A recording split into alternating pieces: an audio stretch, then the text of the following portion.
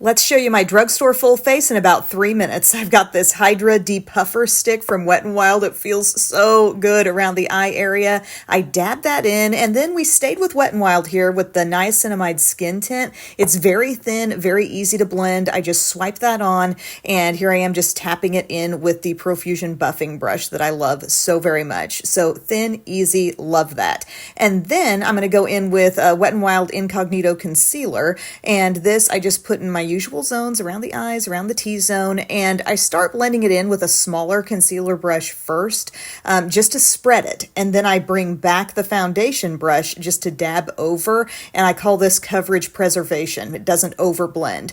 And then we take our Fit Me powder, and we realize we're getting low on it, and I dab that in with a triangle powder puff on the under eyes and also the T-zone, and added just a little extra, and then I bring in a different brush just to kind of dust away excess, help that all look fully blended in. And then the Superstay Hybrid Powder Foundation, casually showing off the pan I have hit, and I just put that everywhere where I didn't use the loose powder, and it makes me feel set all over for long wear. Even natural looks need long wear, y'all. So this is my City Bronzer from Maybelline, shade 300. It just makes me look sunny, makes me look like, you know, I've gotten a little bit of sun, and I enjoy that very much. I use it as a soft contour. Then this is the Rockstar, the Naked Brown Blush from Wet n Wild. We're going to use it as blush, and then she's going to come back again before the video's over. Guess how? Very easy neutral blush on the cheeks, and then I'm using this Morphe Nano Brow Pencil to brush my brows up. The shade is Java.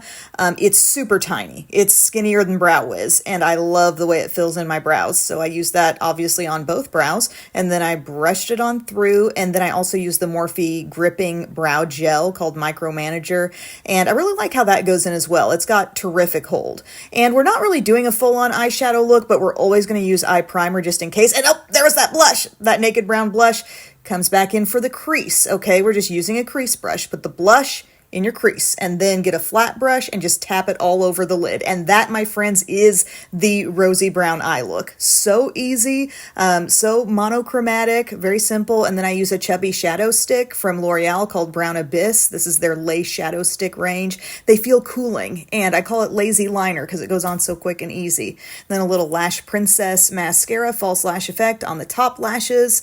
Yep, looks good, looking good. And then we used some e.l.f. lash extender. It's a tubing mascara on the lower lashes because it will not smudge, and I totally trust it. And then this Milani Balm Glossy Stick, and the shade is Hazel, and it's kind of a Your Lips But Better type of shade, and that pretty much wraps up my look. Very natural, very easy, and I will link to every single one of these products on my LTK.